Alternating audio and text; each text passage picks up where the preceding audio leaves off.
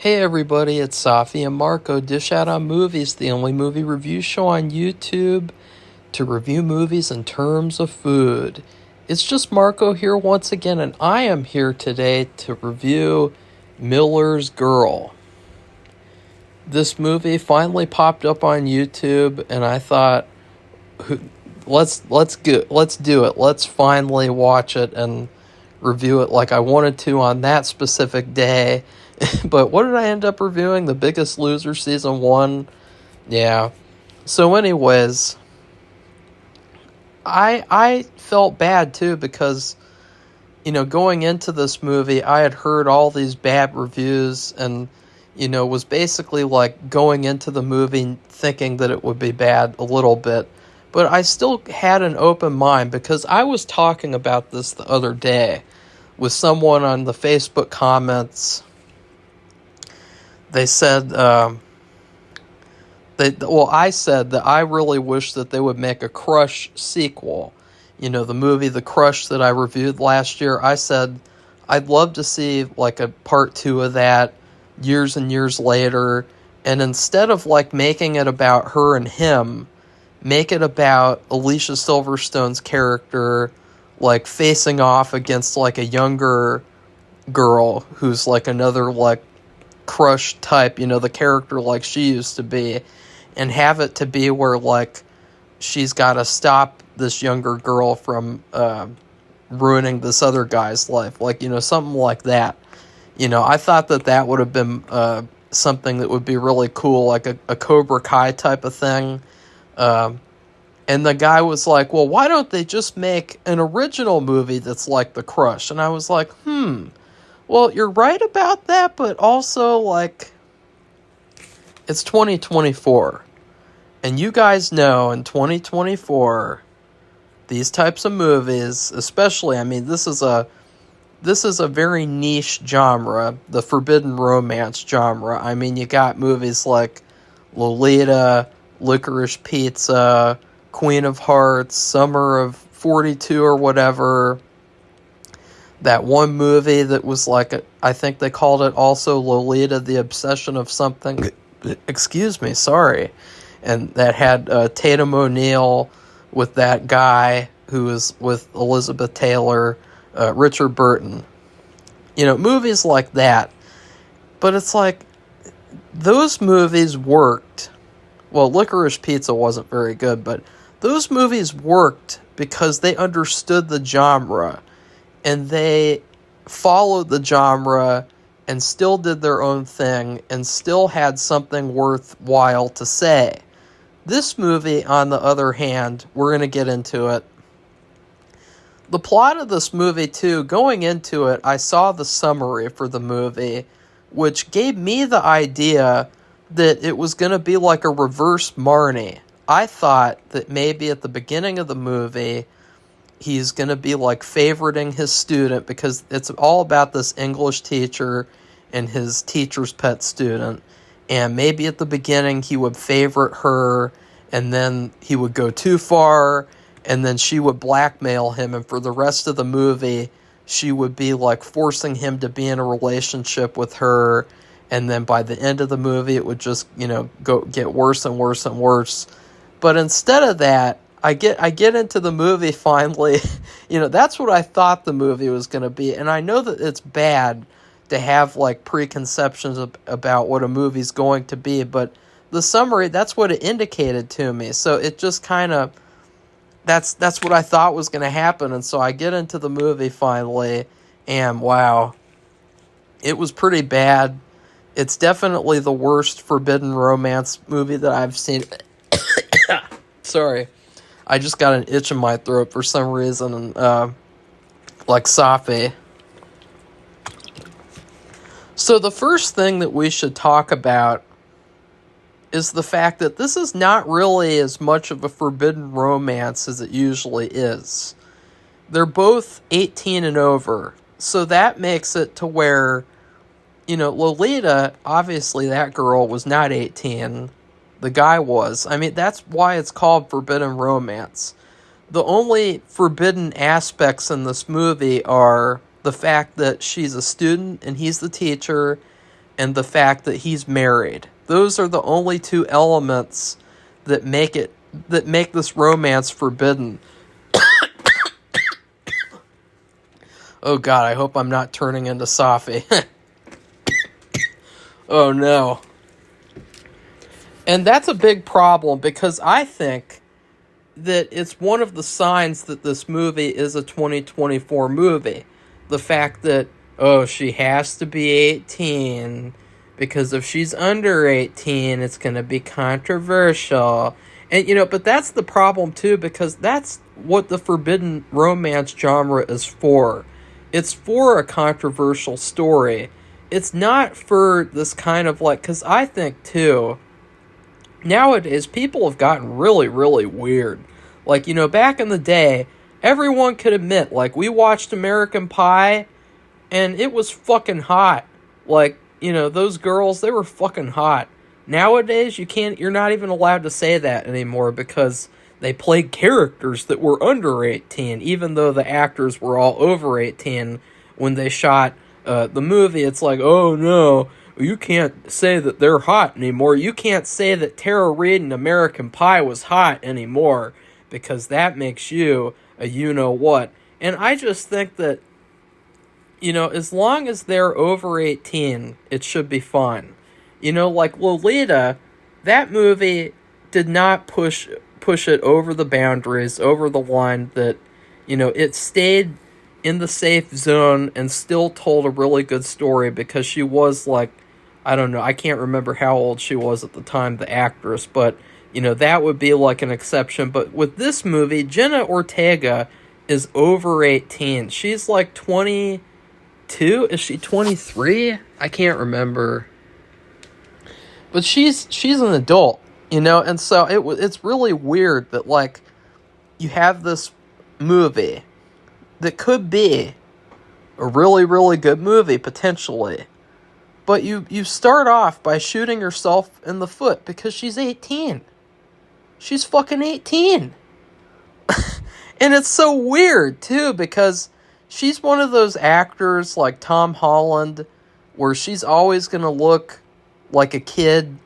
That's why Tom Holland, he's still playing characters in high school. That's why she's still playing characters in high school, because they both don't look like they're over 18, or even 18 in general. They look younger. And so I really think that that's one of the biggest flaws of this movie, because after you find that out, it's the rest of the movie is kind of not as hard-hitting, not as intense, because the whole point is that it's wrong, and that he shouldn't be doing anything, and she shouldn't be doing anything with him. And you're supposed to feel that discomfort. And you're supposed to feel why couldn't they have made her 17? Why couldn't they have made her 16? Just take 1 year off and it fixes everything. But no, they had to make her 18. And I think that that's one of the telltale signs that this is a modern movie. Licorice Pizza, he was 16, and she was 19 or something, or 20, I can't remember. And, that was fine. But in this movie, she's got to be 18.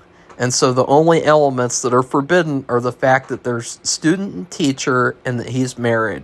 And those are just not enough to make this a forbidden romance, like all the others that are like all the classics. Second off, forbidden romance movies have to play up the sexiness of the forbidden love interest. They have to play up the attraction, because you have to understand why the main character is into this character.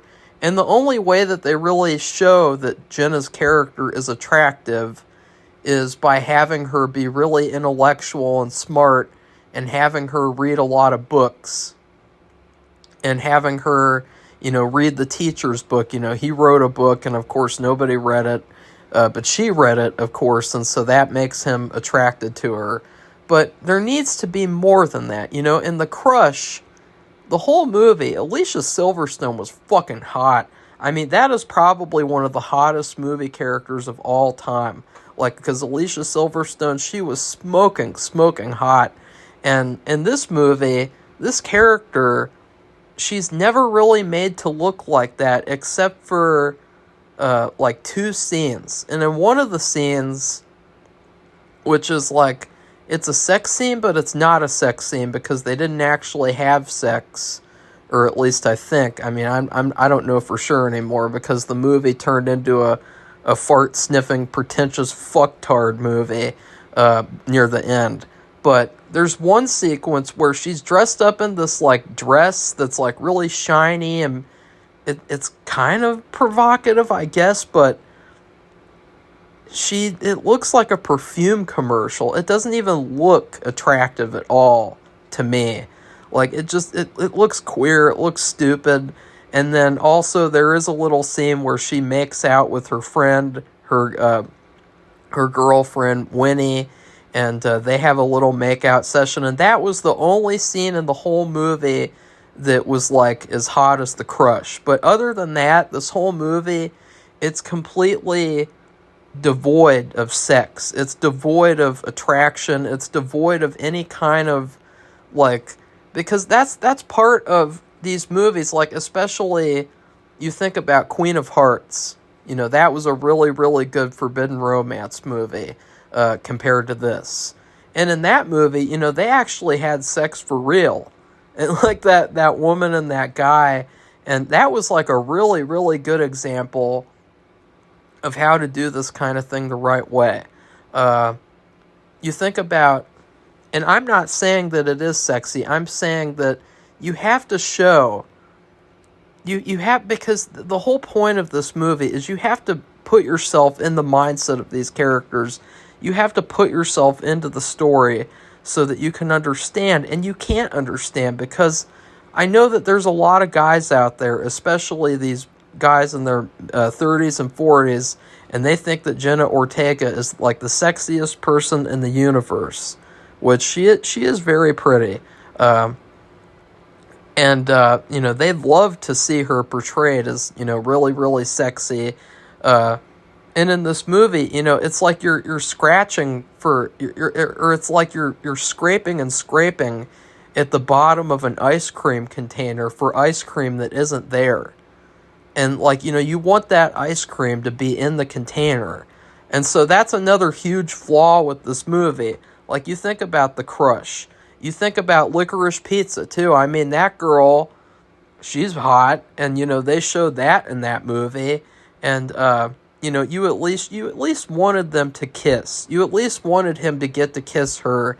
And they did get to kiss at the end of the movie. And it was very, very sweet. And it was very, very nice. It felt like, you know, if I was that age, you know, I had certain people that I had crushes on, and I wished at least that I could have gotten to share like a romantic kiss like that. And so, you know, it's the fact that like these things here, it makes you realize that like they can't make this type of move anymore. They can't do it right. They can't do it accurately like it's supposed to be done. And that's another thing too, is that this movie's all about this controversial author, Henry Miller, and, you know, for being all about this controversial author, they really didn't try to make a controversial movie. Like, they really didn't try to emulate this author, and they really didn't try, at least, or I think, I mean, at one point they were talking about his book, and they said, like, the opening scene, there was like cum money or some scene about cum money. And I am going to spoil the shit out of this movie. The third biggest flaw of this movie is that Jenna is stuck in Wednesday mode, except she smiles. Which, I think in Wednesday she only smiled like 3 times or 2 times. So, that's another big issue with this, is that the whole movie, I was just thinking, like, that's Wednesday. That's Wednesday. You know, I wasn't even thinking about her as this character. I was thinking about Wednesday. And it was a lot to do with her delivery of her lines and how, you know, this character, it is, this movie, too, it's a little similar to Wednesday. It's kind of weird. I mean, she has this line, too, where she's talking to the teacher and also the coach, the gym coach or whatever he is. I thought he was the gym coach or a teacher. I think maybe he was a teacher. I can't remember because he either said physics or phys ed, and I couldn't tell.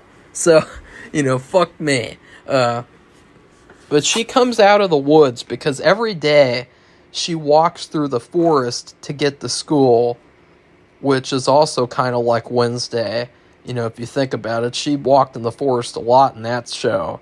And when she comes out, they're asking her, like, you're a young girl. Aren't you scared of being in the woods alone?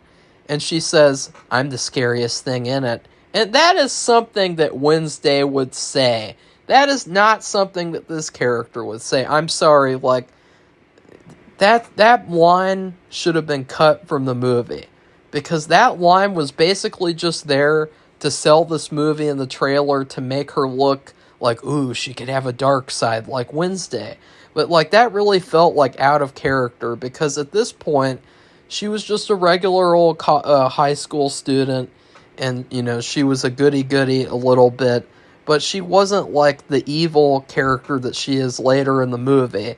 So that line was kind of queer. I mean, she meant it as a joke, but still, that line was something that Wednesday would say. And then also another trademark of modern movies, because there's a lot of trademarks of modern movies in this one, is that before Smiling Wednesday sucks off her teacher, which she never does, actually. I wrote this note like 30 minutes into the movie. But before she ever does that or think about doing that, she decided to suck all the color out of this movie. So, this is another movie where they sucked all the color out of that bitch. And it's like, great. And it makes this movie look like really pretentious too. Because it already kind of feels pretentious, especially when it gets to the end or the non-ending. But then they suck all the color out too. And it just makes the movie really ugly and unpleasant to look at. Also, the characters all have what I like to call the MCU syndrome, where they're so jokey with each other that they come off as fake and phony.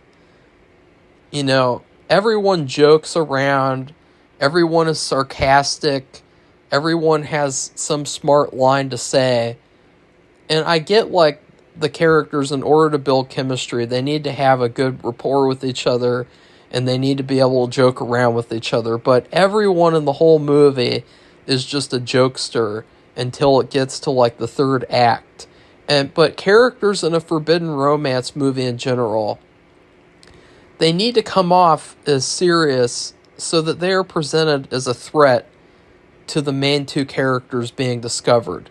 They need to be taken more seriously because there needs to be the element of danger.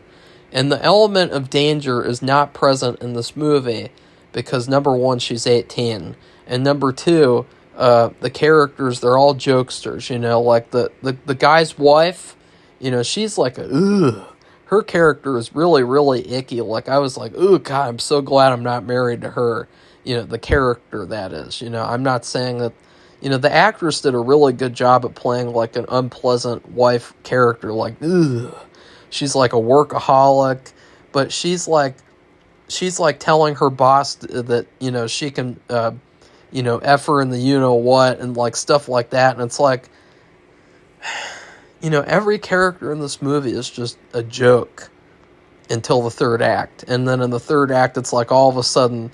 And it's really funny because with the Winnie character, the friend of the main girl, the whole movie, she is like the Lolita type of character. She's like sucking on lollipops and lying down on the desk and shit like that. And the whole movie. And then all of a sudden in the third act, she comes to class and she has a sad look on her face. And from then on, she literally has a sad expression for the rest of the movie. Because it's like, oh, all of a sudden, we have switched and we have completely gone into, like, the dark part of the movie. The part where the characters are in danger. And and, all of a sudden she's going to take things seriously. And it just felt kind of like we should have gotten to see that change, because it felt so sudden, and it felt like a light switch, like switching a switch on and off. This movie also has a cliche where, and they never follow through on this cliche, which is really weird too. They followed through with it on The Crush a little bit. But in this movie, the main character, he has a block. He has writer's block because, nobody really gave him praise and attention for his first book, which I got to admit, it is kind of hard when you're a writer and you don't get feedback. It is kind of hard, because you think about, I wish that somebody else could offer their opinion on this, so that I'm just not like in my own little echo chamber, and so I understand where he's coming from. And he has this block, and it feels like the love interest, Jenna's character, she's helping him get unblocked. She's helping him get out of his funk, but that never actually happens, actually. It's really funny. It's like, it would have been simple to show that and do that. Like, just have one scene where, like, oh, I'm going to start a new book now. Like, it happened in Californication, the first season, after he hooks up with Mia, that helps him, his writer's block. And then, what else? Well, I just think, like, oh yeah, Barton Fink, even though that's not a forbidden romance movie, or it kind of is, because the woman that helps him, she was married. She helps him get out of his writer's block. She helps him write his script, which is apparently like a huge piece of shit script. In this movie, nothing like that ever happens. And I was like, and The Crush. And in The Crush, she writes his paper for him. And then, even though that was like helping him technically, but of course he was like, why did you do that? He got mad at her for that. But still, at least they followed through on the cliche that they set up. This movie is so dickless and so like wimpy and bland and poor that it didn't even follow up on that cliche. I also didn't think that this movie was a good idea after Jenna's whole smoking controversy. And if you guys don't know, on Twitter, like last year in January or February, March, April, May, I can't remember which month, because last year was like the dark ages for me. There was this picture of Jenna on Twitter, and she was seen smoking in public with her friend. And everyone said, ew. Everyone said, like, we all used to find her so attractive, and now, she's smoking. And it's like, ew. And, well, this movie, she's got, like, 2 times where she's smoking, and they're trying to make it look, like, sexy or something. And I gotta say, like, smoking is not sexy. Like, I don't know, like, it's 2024. I don't know who thinks smoking is sexy unless they're smokers themselves and they like the fact that somebody else likes to do that shit because, and I'm saying like cigarettes, like weed would be a different story. That would be kind of hot. But I also think too, in the instance of smoking cigarettes, the act of smoking a cigarette has never been attractive in the history of cinema. You look at the old movies with all these femme fatales smoking, sucking on a cigarette. The reason why people found that attractive was because they found the act of the femme fatale sucking on the cigarette attractive. And they found that, it's a very suggestive thing for them to do.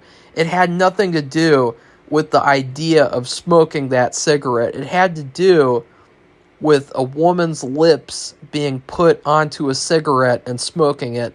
And in this movie, it is not sexy at all. Like, it's just, like, so lame, and it's so funny that, like, after that whole controversy, she does this movie, and then they try to make her look sexy smoking a cigarette. It's like, this is fucking gross. Like, ew. Her breath smells like cigarette smoke now. She smells like cigarettes. She's hurting herself on the inside, like, ew. As compared to, like, if someone smoked a joint, you'd think, like, oh, cool. They're against the authority. They're against the establishment. You know, that's what you think when you see someone smoke weed. When you see someone smoke a cigarette, you know what you think? Gross. Gross. Like, really, really gross. Go brush your fucking teeth before you kiss me again. Brush your teeth like 1,000 times. And then put some mouthwash up in that bitch like, ew. Smoking is gross. And in my movie, too, because I know that people are going to say, Marco, what about in your movie? Because you smoke in your movie. In my movie, I did not do it to make it look sexy. And I also smoked Chinese tea cigarettes, which is not a real cigarette at all. It's tea, like the tea that you drink. And so, like, that's a completely different thing. I wasn't trying to make it look sexy. But they're trying to make it look sexy in this movie, and ew. I mean, ew. Why would you do that? And I gotta say, too, this is another thing that I kept on writing. It is 40 minutes into this hour and 30-minute Forbidden Romance movie, and the Forbidden Romance hasn't happened yet. WTF. This is as painfully boring as a painfully boring high school English class would be. Jenna's friend. Now, the whole story starts off with her friend Winnie, which, by the way, the main girl, her name is Cairo. Cairo Sweet. You know, I mean, that is just a complete fantasy movie name. And it's too bad that they didn't take advantage of having a name like that, because it's a great character name, I would say. But Winnie, she is flirting and doing all this dirty stuff with the physics or phys ed teacher. He looks like a phys ed teacher. He always has like a hoodie on and like active wear. So that's why I'm really assuming that he's a phys ed teacher. But she is doing dirty stuff with him and trying to ensnare him. And then they're alone together. And she basically goes on this monologue about how, you know, Jenna, you know, Cairo, you want to get with one of your teachers because you want to be with an older man because, you know, that's really what you need. And it's like, ugh, because, like, there's no, like, natural, like, it's not natural at all. Like, it doesn't work that way. That's also another fuck you to Forbidden Romance movies. Like, you think about Licorice Pizza.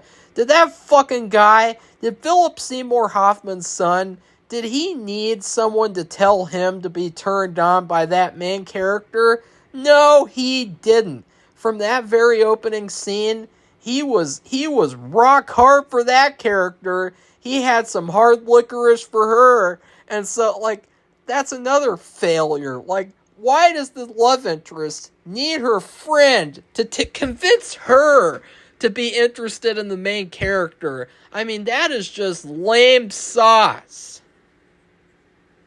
Lame sauce. But then she ends up getting interested in him because of her friend giving her this idea of, like, I don't know, flirting with him and sending him things on his phone or something. And she starts to take it farther, I guess, but, like, nothing really happens in this fucking movie, and I'll get to that too, because we're almost halfway through it. So eventually he's gonna go on a trip with his wife to go have sex and basically get close with her and have fun, but instead she has to stay home and work because her work wouldn't let her get out of town. I mean, she created, like, the nightmare scenario, and then he also has received Jenna's short story, and her short story is in the style of Henry Miller, so it is a raunchy, naughty story. It's not a family-friendly story, and Well, okay, before okay, so let me break this down. She realizes that she lost her phone, and she calls her phone from her mansion, and it turns out that the teacher has taken her phone, or she put it in his work bag or something. I'm not really sure. They didn't really indicate to me properly what she did. And so he has to go to the mansion to give her her phone back. And when he goes there, it's really, really queer. They kiss, and it's like, because, like, it's not the fact that, like, I can deal with, like, an older and younger couple in certain instances, but it's the fact that, like, they don't have any chemistry at all. Martin Freeman and Jenna Ortega, they don't have any chemistry whatsoever. It's like watching it's like watching an apple kiss a salmon, you know? Like if an apple kissed a piece of salmon, or like if a cupcake kissed a Brussels sprout, you know, like it doesn't work. It doesn't work at all. There's no chemistry there, and their kiss was dumb and odd, really terrible. And this is when we get the perfume commercial. It is an hour into this hour and 30-minute long forbidden romance, and they still have not had a forbidden fucking romance. And this is when I was getting pissed off, because you know what this fucker does? You know what they do in this movie? You know how fucking stupid they are with what they did? He goes back home. And this is where we get the first intimacy-coordinated sex scene, too. It's a fantasy sequence where the main teacher is reading this girl's story, and he goes out to the shed to read it, you know, his little shed, and he starts masturbating as he's reading her story, and it's really, really bad. It's so bad. Why did they do this to us, guys? Why did they do this? This sequence is so bad, because they jump back and forth between the fantasy, the fantasy in his head of being at the mansion with her and having sex with her, and then to him reading it. And so they start off, and she's dressed up in this gown, or this dress or something, and it looks like a perfume commercial. It's raining outside. She's got a shiny dress. She's all perfect and everything, and it's like, this is so unattractive, it's not even funny. And they're doing this on purpose, too, and that's another thing. And he's reading it out loud, or she's reading it, and she basically wrote a story about an English teacher having sex with his students. So, you know, it was kind of like she was like trying to hint at him and trying to bait him. And so he's having this fantasy, and it's just so queer what they do. Guys, this is what they do. This is what they think is sexy. This is what we get in a 2024 movie. They kiss in the bedroom a little bit, or do they? I can't even remember. It was like a perfume commercial. It wasn't even like a fucking sex scene or anything. She bends over the bed so that she can read out of a Henry Miller book, I believe. And so, and we don't even get like a nice shot of her ass or anything. It's just like devoid of sex. It's devoid of anything attractive in this scene. It's so bad. It is so cringeworthy. It's so badly done. And then he goes up to her, and I guess he starts having sex with her. But guess what they do? After that, they cut off, and they don't show anything from then on, except for the teacher whacking off in his shed. So not only do they egg us on and make us think that this is a forbidden romance movie where they're actually going to have a forbidden romance, but then they don't even show the rest of this fantasy sequence, and it's so bad. And then he cooms, and he's like, nice story. It's really funny. He's like, you know, and you know that Martin Freeman, you know, he's like a little shrimp, And, he's a really, really good actor, by the way. Like, him in Fargo, he's really, really good. But he's like, and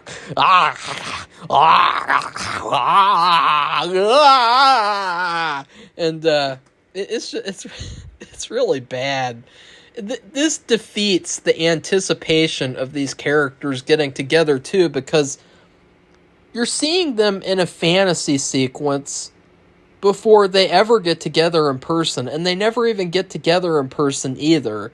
So it's like, this is just, and it's an hour into this movie, but then this is where it takes a turn, where he is at home with his wife, and this is where we get the second fake scene, the badly done scene between the wife and the teacher.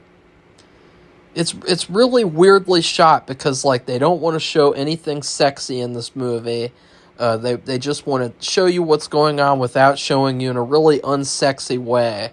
The wife is, like, sitting next to him on the couch, and she's kind of, like, arched into him, and she's, like, caressing him and things. And he starts, like,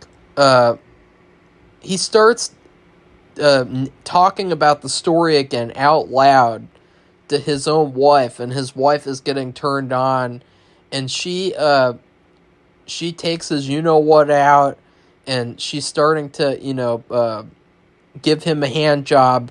But then, this is where it gets really weird and frustrating, because it's so badly shot that, to me, in the moment, I thought that she was taking it out and putting it into herself, and that then she was having sex with him on the couch. And it's really awkward and unrealistic in the way that it's shot too. But then they cut away. They cut further away, so they show like a wider shot, and a friend walks in, and we see that not only, because this is how badly they did this scene, this is how much they didn't pay attention and how little they cared about making this movie hot. You cut to farther away, and his pants are completely zipped up, and his wife's clothes are fully on. She's not even on top of his lap. So basically, I guess she was just giving him a hand job. But to me, the way that they did it, I mean, I swear to you guys, she takes it, and the way that she's moving, it's like she's getting on top of him and having sex with him. It's really, really bad. I hate this shit. I hate this fucking movie, and I'm fucking destroying this movie too. I don't care. Like, we're not done. We're not done. And so this movie is basically the origin story of a Me Too accuser. An accuser in the Me Too movement. And it's an hour and 10 minutes into the hour and 30-minute Forbidden Romance movie. And instead of seeing the forbidden romance, we get to see the student, Jenna, kissing the other student, Winnie. So after that happens, Jenna comes into class, and he wants to have a talk with her, the teacher. And he says, look, your story isn't appropriate. I know what you're trying to do. And she gets really upset that he rejected her. So then what she does is she turns in her story. Uh-oh, my Christmas lights are going to burn out. She gets really hurt and upset, and so she turns the story into the vice principal's office. And the reason why I say the vice principal's office is because for some reason they really emphasized, like, the vice principal. Like, they had this weird obsession with, like, it has to be the vice principal. And I was like, why are they doing this? Why wouldn't she just turn it into the principal? Like, isn't there an actual principal at this school? No, I guess there's just a vice principal. It's like Dick Cheney up in this bitch. You got Dick Cheney, and then the principal, he's George W., and he doesn't know what the fuck's going on. And she turns it into the vice principal, and what do you know? The vice principal is a woman. She's not just a woman, she is a black woman. And so you know that she is not going to believe the teacher at all, that it's just a story, and that you know that she's going to take the side of this girl, and the girl is going to come up with this whole story, and she's going to ruin his life, and she's going to make it all about her as this poor victim when she really wasn't a victim of anything. And but I just thought it was so queer, the fact that it's like he rejected her story. He told her it was inappropriate. And because she wrote the words to Jonathan, love Cairo, that means that there's obviously something going on or something happened. So I just thought that was really stupid, you know. So basically that story, her writing that story, was automatically a death sentence for him as a teacher, which I just don't get that at all. You know, like I could have done the same thing. I could have made up a story, and I could have done all sorts of fictionalization with that, and nobody would have believed me. I don't understand how anyone could have believed her. It was just so dumb and so contrived and queer. And it is an hour and 15 minutes into this forbidden romance movie, and there's still no forbidden romance. You know what there is? There's a principal's office trial going on in the vice principal's office. Not the principal, the vice principal. You know, she's Miss Dick Cheney in this fucking school.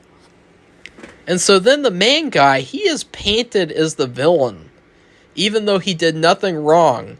So he has this talk with the phys ed teacher, and the phys ed teacher goes into this really weird monologue where he says, you know, I know where the line is, man. Like, you know, at least I know where the line is, and I know not to cross it, and, you know, all this and that. And it's like, that's a really weird thing to say. Like, you know where the line is. Like, because, like, I guess that was, like, the message of the movie, was that it's really easy to cross that line, even, like, accidentally. And it's like, yeah, that's true. But at the same time, like, that's a stupid message, because that's obvious in this movie. It didn't advertise itself as being about that at all. So I didn't get that at all, why they're trying to paint this main guy as the villain. All he did was he favorited her, which, you know, every teacher has done since the beginning of time. Every teacher has had a teacher's pet. And then also he kissed her once, and then he left her. It's just like in The Crush, where, you know, that guy, he kissed her one time, he realized it was a mistake, and it's the same thing here. And it's also, then it turns into The Crush again, where the girl, her friend, Winnie, she knows that that she's doing something wrong. So she goes there to confront her, and Jenna then says, like, oh, well, if you testify against me, I'm going to testify against you and get the phys ed teacher fired too. So then the movie ends without an actual ending. And what I mean is, instead of doing what The Crush did, which was have a really satisfying third act, where actually Carrie Elwes gets to punch out the character, instead of that, she's standing up in her bedroom on her bed, and she does a monologue where she reads this story or something that she wrote, and it's basically saying, will the teacher get fired? Or will he accept his complicity? And it's like, what complicity? The fact that he kissed her one time, and then he favorited her? Like, what is she talking about? And then she even calls herself a hero, and it's really bad. So this movie, the whole thing, is basically like one long origin story of a Me Too accuser, to where it ends with like a non-ending, where she's standing in the school board, and she smiles and she's crying, and it's like, I don't know what that means. I don't know what that means. So this movie didn't even have an actual ending. It couldn't even, like, it wouldn't even give us the forbidden romance, and then it also wouldn't even give us an actual ending where something actually happened, because she doesn't even say, like, we don't even get to find out, does the teacher lose his wife? Does he get fired. We don't even get to find out. It's like, how shitty is that? It just wasted this entire hour and 30 minutes and nothing happens at the end. Like, fuck me. Very cringeworthy. And also, I'd like to mention that this movie takes place in Tennessee. You guys want to hear a story about Tennessee? I'm going to tell you guys a story because I thought, there's literally no movies that take place in Tennessee. This movie does. So that's why I'm going to bring up the story. So I was on the bus in 7th grade, and I would sit next to this guy named Caden. We were really good friends. He was like my favorite friend that I had in middle school. And one day, we were both sound asleep. We were taking a nap with each other. And, not with each other, but we were taking a nap next to each other. And we were in the same seat.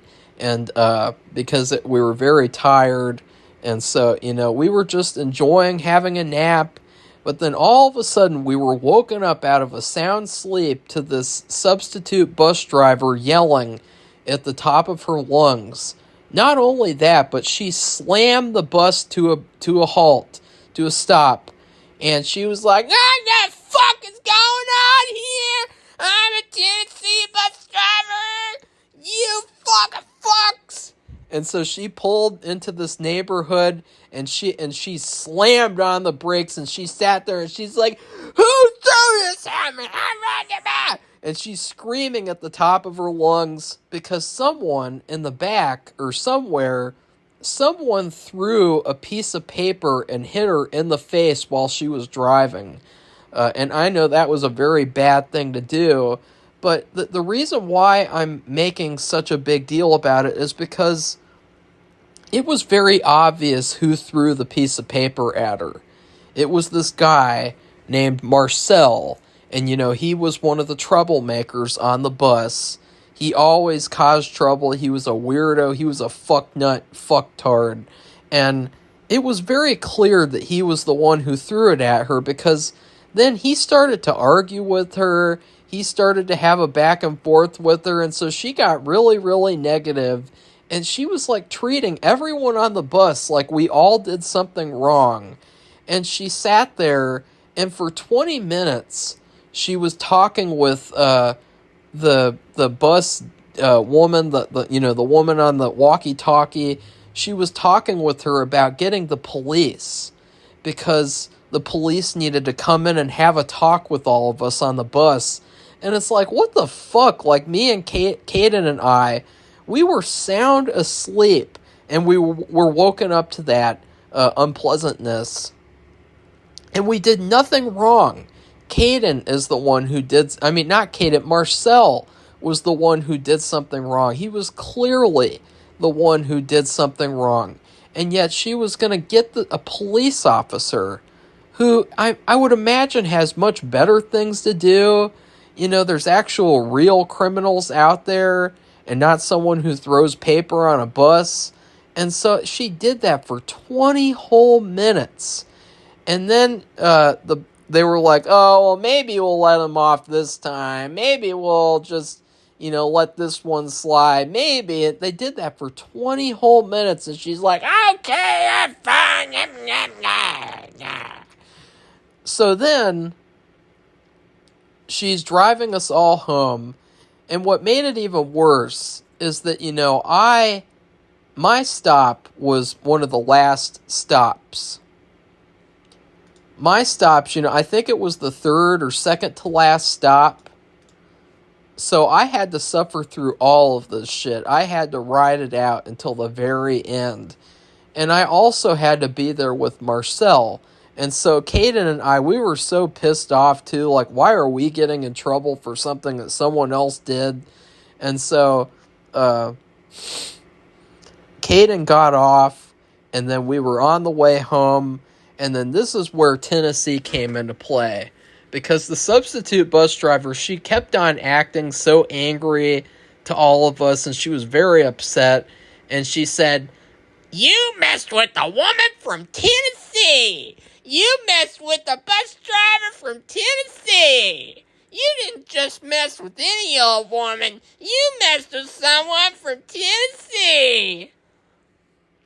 And I'm like, what the fuck is going on here? Like, it's clear who did it. The guy was going back and forth with her like, "Oh, I wasn't trying. Well, well, it's not that big of a deal, man." And, like, he was having a back and forth with her. For some reason, she was still treating all of us like we were all criminals.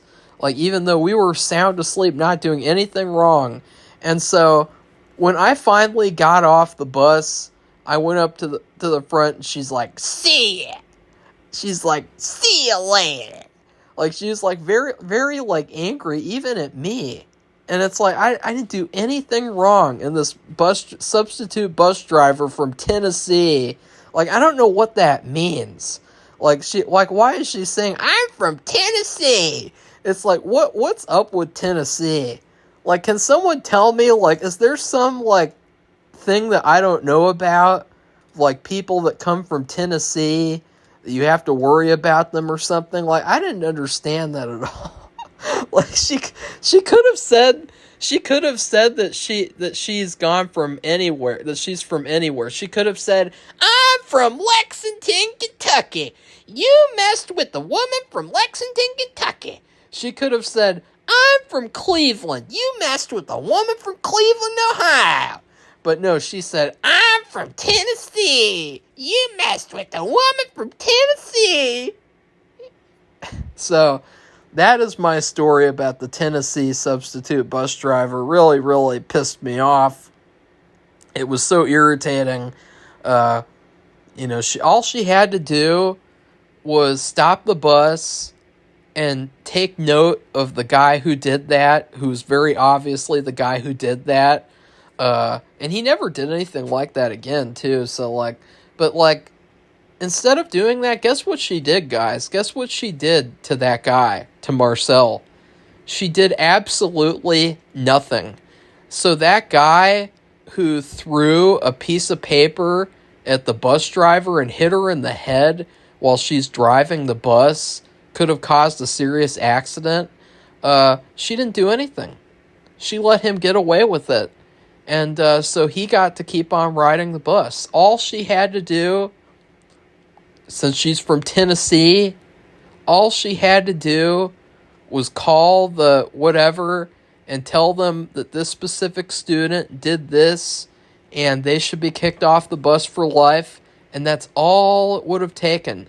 Because I had an instance where I had to report someone on the bus and she got kicked off the bus forever. She got another guy too. So it was her and another guy, and I won't talk about that story now because that was like an extended thing that kept on happening. And so, but anyways, yeah, that's what I think about. Tennessee is weird, and so that's also really weird. This is like the only movie I've ever seen that's taken place in Tennessee. I wonder why. Maybe they should make a movie about a Tennessee bus driver, and her catch line could be, "I'm from Tennessee. You messed with the woman from Tennessee."